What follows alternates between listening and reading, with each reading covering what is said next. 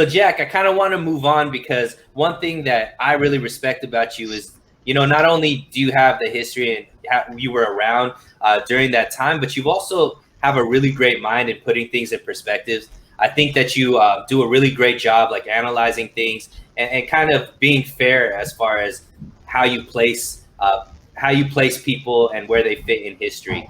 So obviously, one of the greatest coaches that we've ever had, probably one of the greatest coaches in the NFL's ever had, is Bill Walsh. The 49ers were blessed to have him and, be that guy who started the West Coast offense and whatnot.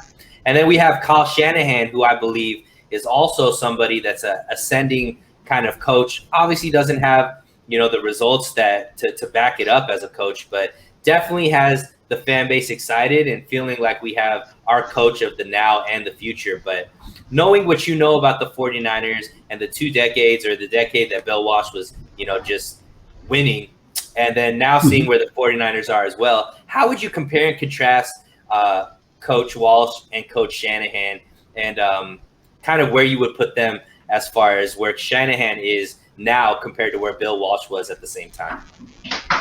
Yeah, they're really different because Bill Walsh, he was successful throughout his career. His teams were always really good. So he was with the Cincinnati Bengals for about 8 years before he became to the Niners. And while he was with Cincinnati, they were a team that was consistently winning games. They were consistently near the top of the league in points scored throughout his time as their offensive coordinator in Cincinnati.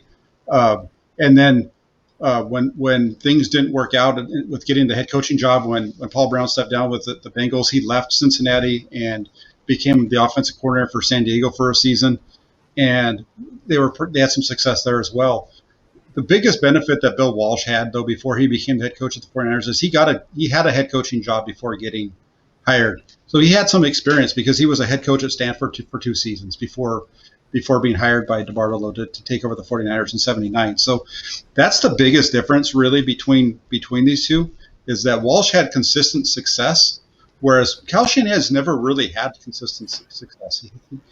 He's a guy who his teams that he's coordinated have put up a lot of yards. They don't put up a lot of points historically, as far as consistency. And unfortunately for him, he didn't have a chance to be a head coach before he took over the 49ers. So that's one of the biggest things when I hear the comparisons, or people try to compare Kyle Shanahan's record to Bill Walsh, is that Walsh was consistent. He had shown a consistent level of success throughout his career, wherever he had gone. And you see the same thing with other guys that have transitioned from coordinators to head coaches, like for example, Joe Gibbs. He kind of had that same kind of success as well, working with Don Coryell in San Diego, and he had been at San Diego State prior to that with John Madden and the staff there. So these guys that have a lot of success, it generally translate, right? So if I'm working in a 9-to-5 job and I'm doing good all the time, right, that means if you hire me, I'm probably going to be able to. You're hoping that I can keep that up, and it's weird because Kyle Shanahan hasn't shown that. He's a guy who has a really exciting offense, who does a lot of really interesting and intricate and exciting things, and you can't deny that when you watch his offense. But his teams just don't win games on a regular basis, and they don't score points on a regular basis. And it's kind of an interesting kind of like conundrum for me, because I like him and I want to see him succeed. But what he's done so far with the 49ers has been really consistent with how his whole career has been up until this point. It's hurting my heart as a diehard Kyle Shanahan, man. Like, it's really, really tough to hear this.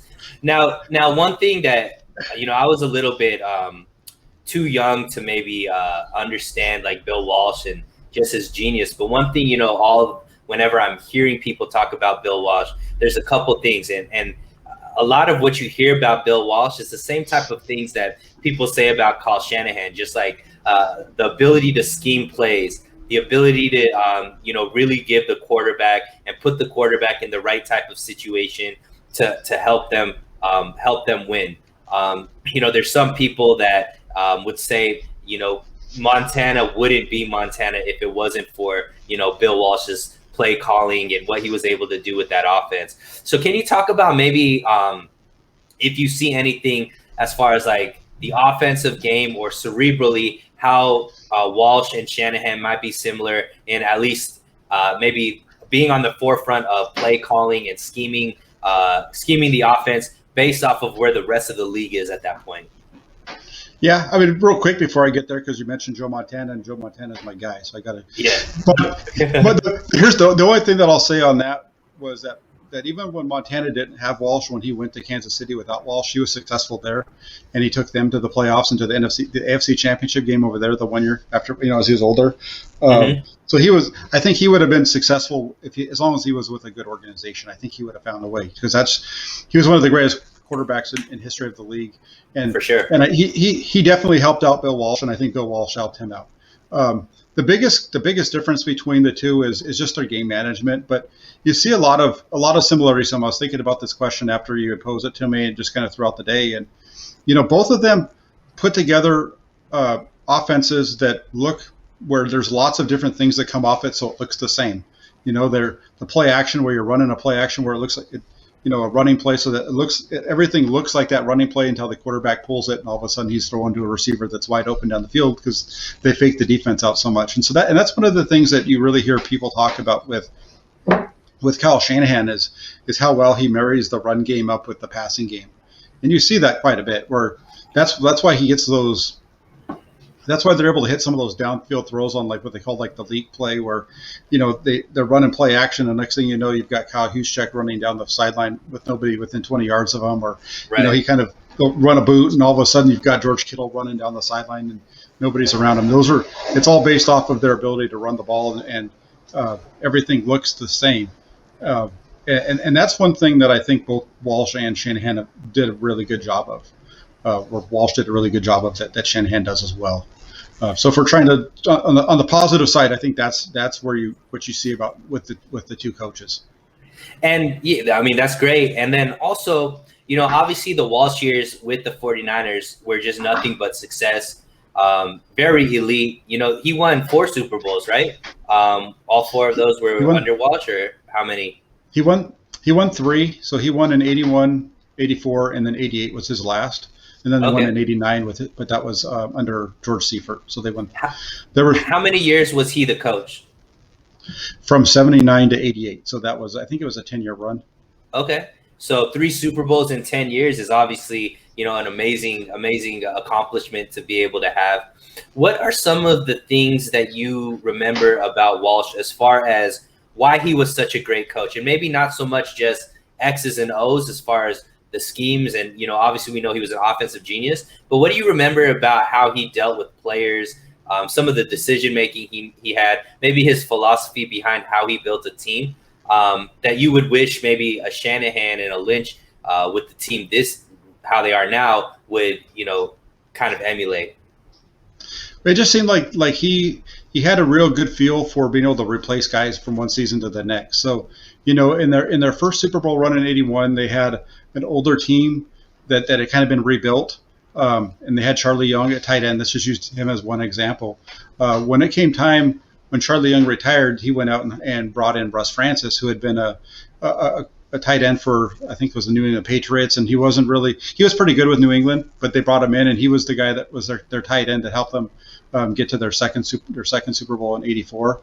And he totally revamped the team from 81 to 83. If you look at that team, the wide receivers were the same, but there were a lot of the linemen started to turn over. You had Roger Craig added to the backfield. You had Wendell Tyler come from the Rams. So from Super Bowl I to Super Bowl II, there was a lot of transition, and then you even saw that in the defense and some of the different positions along the defense and stuff. So he did a really good job of turning the roster over. And keeping it competitive and finding that talent. 86, everybody, if you talk about drafts, 86 is the draft that everybody wants to talk about, because that 86 draft set the 49ers up for really what should have been a three-peat, a Super Bowl three-peat. Who were some of the big names in 86? Shoot, that was a year where they got Charles Haley, they got Tim McKyer, they got Don Griffin. Those guys were all starters. And they got Kevin Fagan, who was a starting defensive tackle, for them. I'd have to look at the list, but I think there was more than that. I mean, it was a really good. It was just a stud draft, and they went into that draft, and he just kept trading back and trading back and trading back, and until he traded out of the first round altogether.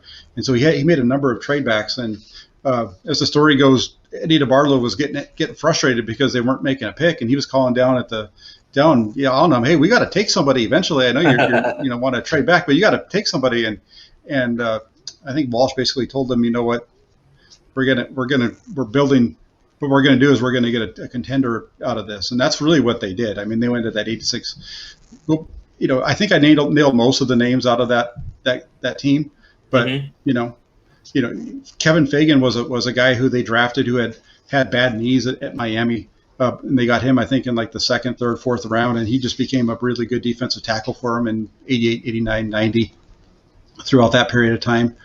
Don Griffin and Tim McKyer, they started at cornerback the first season. They played one of them played 16 games, the other one started 15.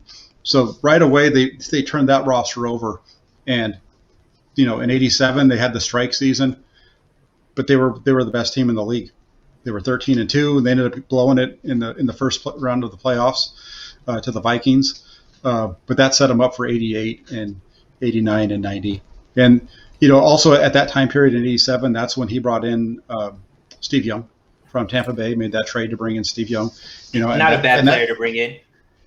No, and Steve Young at that, Steve Young was well known. He was a really good player, but he had struggled. So, he was Steve Young at that period. If we're going to say, I would say if we're going to put a player from today's day and age into like kind of what Steve Young was Steve Young was a guy that was a really good quarterback on Tampa Bay that was losing a lot, and he came to the 49ers and he struggled. But that's kind of like Matthew Stafford, right? A lot of 49er fans don't like Matthew Stafford. They say he's not good because he doesn't win.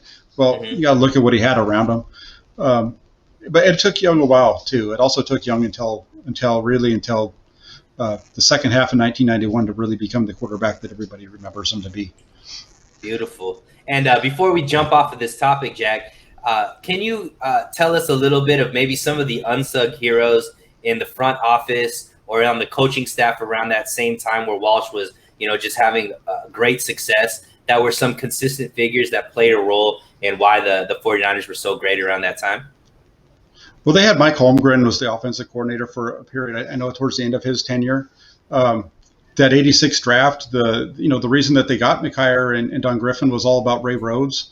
Ray Rhodes went on to be a head coach for the Philadelphia Eagles eventually, and just kind of in reading about that draft, it was one of those situations where it was like, hey Ray, what do you think about these guys? Can you get them to play? And it's like, yeah, I can get this guy to do this, I can get this guy to do that, and they went ahead and took him because the coach was saying that he was going to be able to coach them up. And sure enough, they went out and you go through those staffs back then, and you had George Seifert was their defensive coordinator through I think the second Super Bowl on, and he took over, and the ship just kept right on rolling after. So those are really the guys there. You had John McVay in the front office. That was kind of I think his right hand man as far as the talent evaluation as well. So those are some of the names I think 49er fans have probably heard some of those names at least.